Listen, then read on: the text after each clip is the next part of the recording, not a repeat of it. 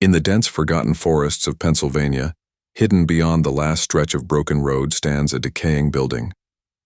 Ravenhill Orphanage. The town says it's been abandoned since 1956, after a mysterious fire, but I never believed that story. Not after the email I received, not after the dreams I've been having. Dreams filled with fire, screaming children, and a song I can't remember but always wakes me in sweat. So I went. For answers. Or maybe, just to stop the dreams. 3 weeks ago, I received an anonymous email with no return address. Subject line, "They never left." Inside was one attachment, a photo of the orphanage hallway, and in the lower corner, a pale hand, small, child-sized, reaching out from beneath a scorched door. There was no message, no explanation, only coordinates and a time. I arrived at Ravenhill just before sunset. The light was thin, weak, as if even the sun was afraid to shine here. The gates were rusted open. No sounds, no birds, no wind, just the crunch of my boots over dead leaves. I walked through the overgrown courtyard. My camera gear was ready, flashlight mounted, battery packs full. But with every step, I felt something, like static beneath my skin. The orphanage loomed above, 3 stories of darkness and broken windows. I approached the main door. It was open.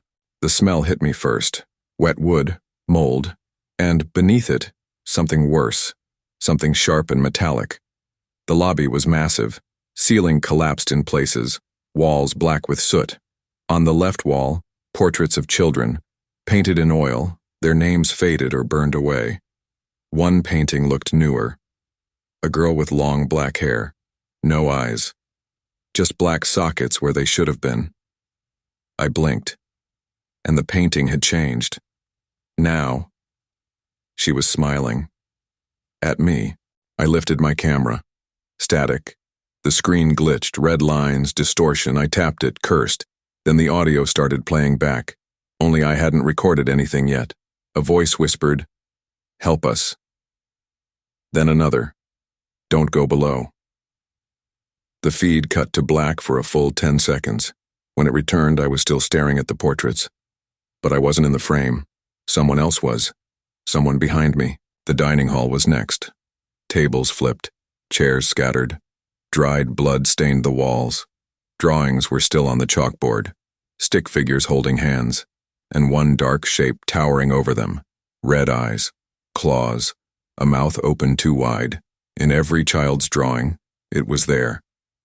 Sometimes behind a window, sometimes standing over a bed, sometimes in the basement. Each one labeled it the same. Father. The sound came suddenly. A laugh. Short, high. A child's giggle, upstairs. Then footsteps, running across the ceiling, back and forth. I froze. "Is someone there?" I called. No reply. Only a loud slam. A door. Somewhere above. Then silence. Thick. Pressing. As if the entire building was holding its breath. I found the old office. File cabinets melted.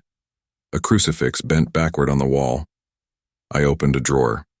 Inside, pages of notes. Doctor's handwriting. Mentions of seizures. Night terrors. Missing children. One phrase kept repeating, circled over and over in red ink. Basement choir. And beneath that, in a child's handwriting, "He makes us sing. When we stop, he feeds." As I stepped out of the office, something moved in the corner of my vision. I turned fast. Nothing. Then again. A shadow, darting across the hall. I raised the flashlight, and there just ahead a figure stood. Small, barefoot, motionless, its head tilted slightly, as if listening. Then it ran. Straight through the wall. That should have been the moment I left. But I didn't, because I saw it. The door at the end of the hallway. Old, metal, chained. The lock. Broken. It was open just enough to see stairs, leading down. I heard it again. The same song from my dreams. Faint. A child's voice, humming from the basement. And I knew The real story of Ravenhill had never been told, because no one who went below ever came back to speak of it. The basement door creaked as I pulled it open. The air rushed out like a breath held too long. Cold, wet, and thick with something I couldn't name. The flashlight trembled in my hand as I stepped onto the first stair. It groaned under my weight. Each step descended deeper into the dark.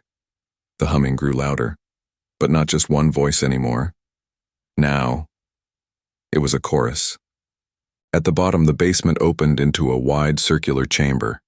The walls were blackened, scorched with soot and strange symbols. Candles had melted into the stone, forming thick wax puddles. Chains hung from the ceiling. Small ones, and on the floor, children's shoes, dozens of them, still lined up, as if waiting. And then the singing stopped. Instantly, like someone had snapped their fingers. I wasn't alone anymore. I found a box near the altar. Inside, journals. Each one belonged to a different child. They told the same story. A man named Father Ellison would lead them into the basement.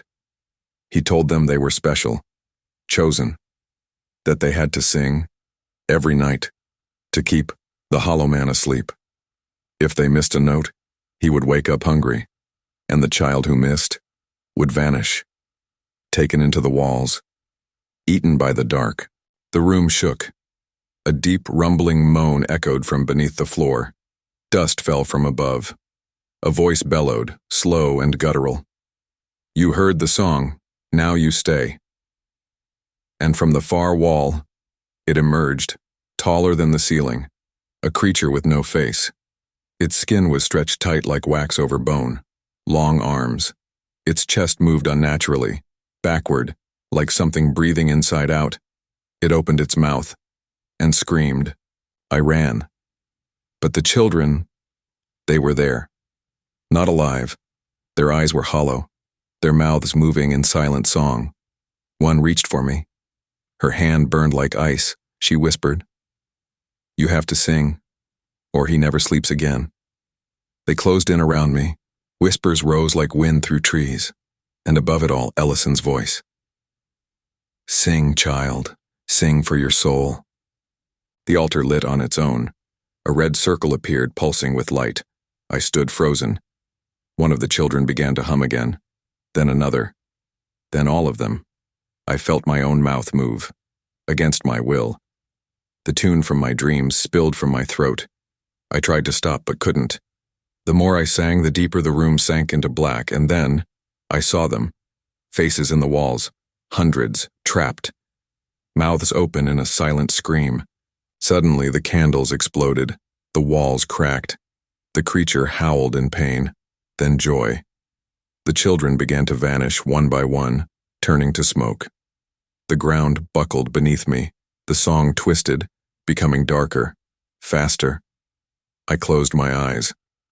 I thought I was going to die, but when I opened them, I was back. Outside, lying in the dirt. The orphanage stood in ruins behind me, burning. Again, my camera lay beside me, still recording. I checked the files. Only one remained, a 6-second clip. In it, I stood in the basement, eyes rolled back, mouth wide, singing, and dozens of small hands reaching out, pulling me from behind. When I turned to look, there was nothing. But on the wall, burned into the stone, one last message. One must always sing.